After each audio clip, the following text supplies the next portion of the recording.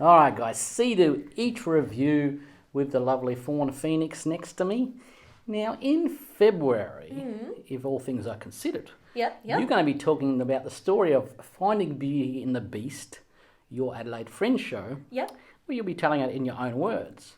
But we're doing an extra interview with me, where I'm bouncing off you, to talk about where we come up with the idea and the concept for Finding Beauty in the Beast, because Yes. some people thought that I'm in the show.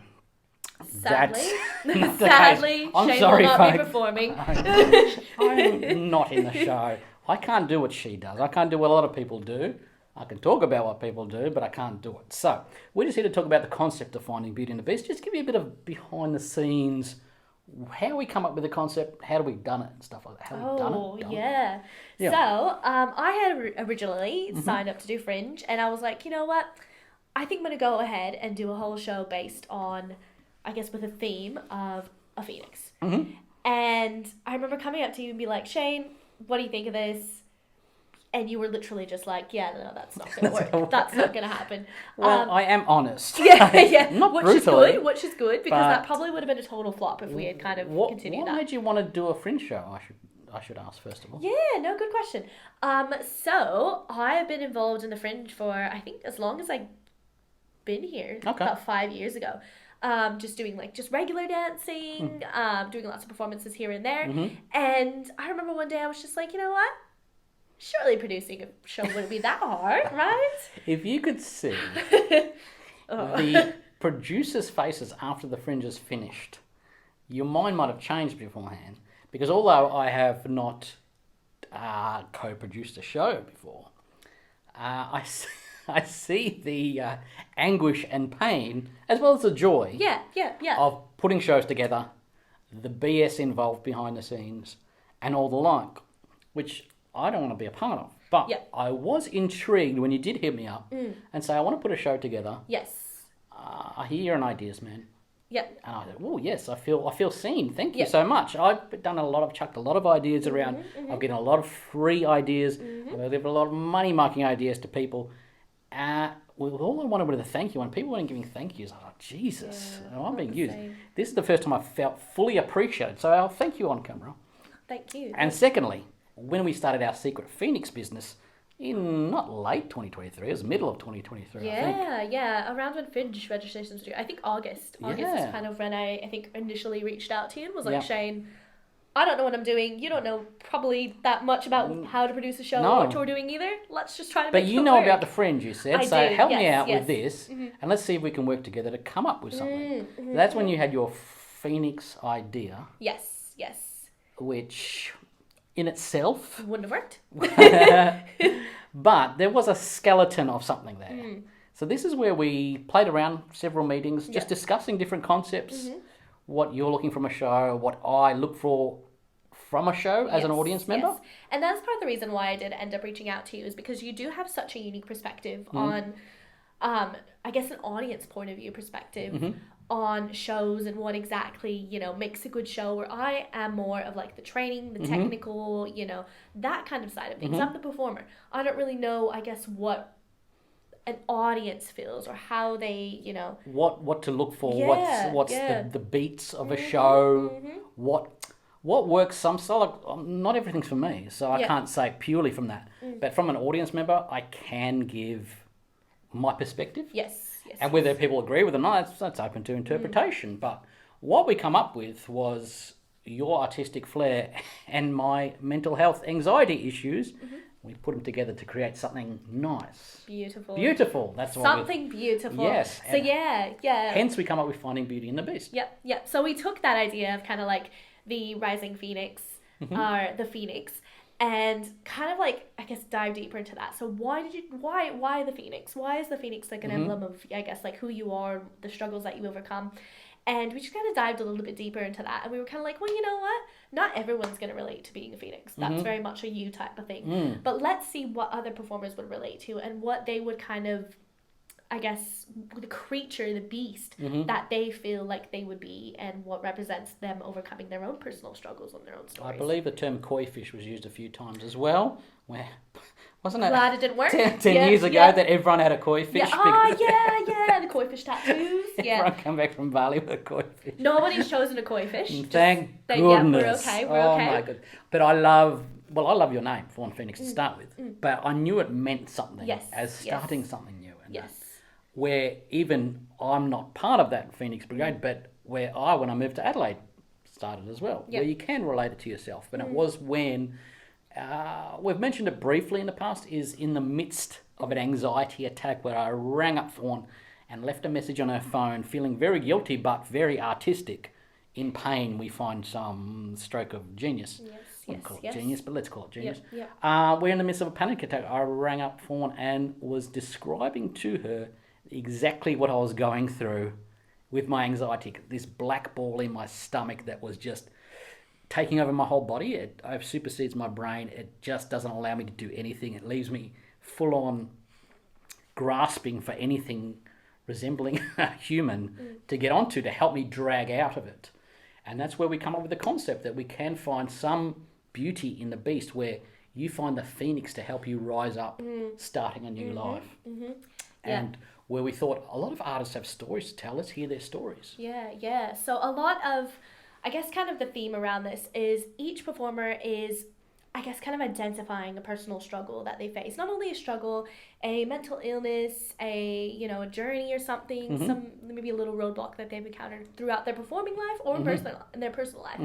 And we had them identify a creature, a beast that they kind of feel like that resembles overcoming it, or going through it, or battling against it. The triumph over struggle. The positivity in the negativity. In the midst of an anxiety attack, my phrase I use commonly is not a mythical beast, but it's me trying to find the light switch, turn it back on, turn back the positive.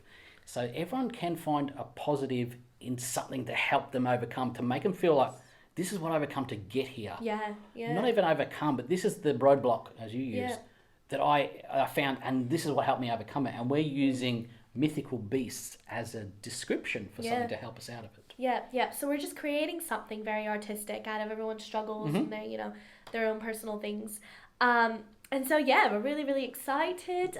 We have a lot going on with it. There's a lot of layers, like mental health in general might be a bit more accepted, but there's very negative stigmas about it.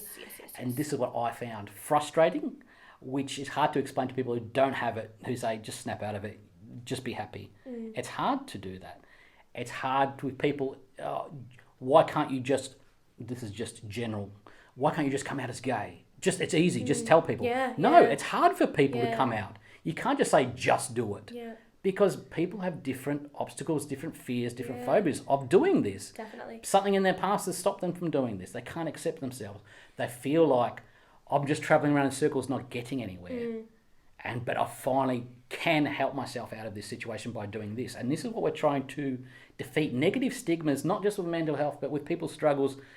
Talking down someone's life story by saying, oh, that's easy. Why didn't you just do this? No. Everyone's story is different. Your story is completely different from mine. You know what I mean? Definitely. It's just one of the things where every performer that Fawn has found has got a different story to tell. And it's not all negative, it's positive. It's their triumphs over life's hardships. Yeah, and definitely. And, even a few of these performers are they're encountering that beast right now. They're, they're battling that beast, you know? And maybe none of them ever overcome or triumph over it. It's just a consistent battle. It's just getting a little bit stronger, a little bit wiser. Finding ways to deal with it. Yeah, definitely. What my psych said before I stopped seeing him was, you can never say I'm going to beat it. You can't, but I've got to learn to live with it. And that's how we can live with it. We live with it by talking to people about it, talking to finding the community to share our story with, to feel like you're not alone, I'm not alone, none of us alone. So we come together, Adelaide Fringe, Crazy Horse Review, to share our stories, talk about our triumphs, share our joys, share our hardships together. And we're talking about it. It's not going to help it go away, but man, it feels like we're in it with other people to talk to find like-minded people.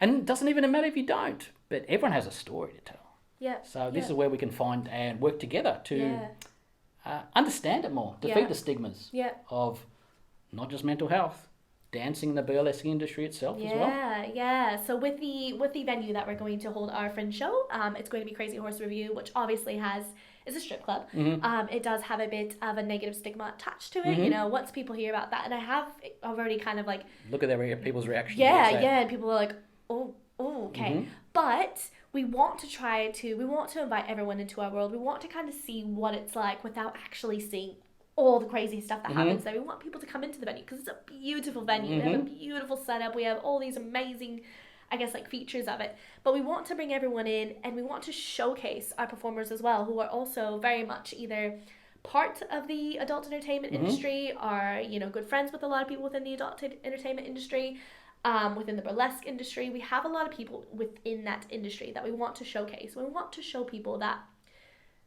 these people are amazing performers. You know, they have so much talent behind them. They have their own stories, but they're not just dancers, exotic dancers. They're not just burlesquers. Each of them have their own unique talents. They're artists who work hard at what they do. Yeah. And I was telling you before, a lot of people who make the face, who say, oh, the Crazy Horse Review, that, but I'd say 80% of them have never been there. Yeah. So definitely. we're trying to defeat that stigma. Come along at the couples-friendly time slot of 7 o'clock, where the doors are only open for people with tickets. Only Fringe. Only Fringe ticket holders. Come along, it's an hour show. Once again, we're trying to defeat the stigma of mental health, trying to defeat the stigma of the dancing industry, the burlesque industry, and defeat the stigma of the venue itself. Yeah. So come along, check it out. If you don't like it, that's fine, but at least you come along to check it out and say, yep, that wasn't for me. And if it's not, that's completely fine. But to rubbish a venue before you've been there, to rubbish, not the show, I haven't had anyone rubbish the show, you better not rubbish. Watching out for you. is like, that's your bias. You're letting that win over. Come and have a look at what these artists can do. The amazing artists can do, who train hard, who work hard, who are just trying to live like any of us are, but they're doing a job that you might not agree with or you might not have seen before, and go, hey, come along, you might like it as well. Yeah, definitely. So I guess, like, within this whole thing where, you know, we're trying to address all these stigmas of mental health, you know, of the adult entertainment industry, we're trying to showcase a lot of these performers. We're, you know, showing their own personal journeys, creating a wonderful little production. But we're also trying to reach out and support our community as well, which is something that's very close to my heart. In our last production, we had worked with Safe Pets, Safe Families, and we're going to go ahead and work with them again this time around. So we're going to create a special little drink where 100% of the proceeds are going to go to them. And Safe Pets, Safe Families is an organization based here in Adelaide that supports people who are going through domestic violence situations, to give them support and guidance and services for them and their pets. They're little beasts. They're little beasts. Yes. They're little beasts. Cats, dogs, they look after a lot lizards. and they need support too. They do. So we're going to be raising money. If you purchase a special drink, which is coming together as we speak, I'm sure. Yes. Though the proceeds, the profits from that will go to Safe Pets, Safe Families. So, what are we doing here, guys? We got big multi-layered cake. Oh, the list. We are having fun, most first of all, doing the Adelaide Fringe show, Finding Beauty and the Beast, tackling the stigma of mental health, overcoming adversity, triumphs, tackling the stigma when it comes to dancing industry, burlesque, and the venue itself, being the Crazy Horse Review, raising money for the little beasts as well. Plenty to do, plenty to see, plenty to support there. Yeah. I lost my last word. We've been talking for quite a while. Oh my God. We're just on a podcast. So guys, that is we're going to talk for 10 minutes, but you can see we've got a lot to say. That is my little behind the scenes story. Any more questions, feel free to DM me. I can answer any question you have about it. And if you want to talk about mental health, hey, DMs are always open. Give me a holler if you are. And ticket information will be at the bottom. I've just lost it completely there at the end. Oh, that's okay. Terrible. You and I both. All right, guys. Then me try to be like semi-serious. All right, thanks for that, Fawn. Thank you. Cheers.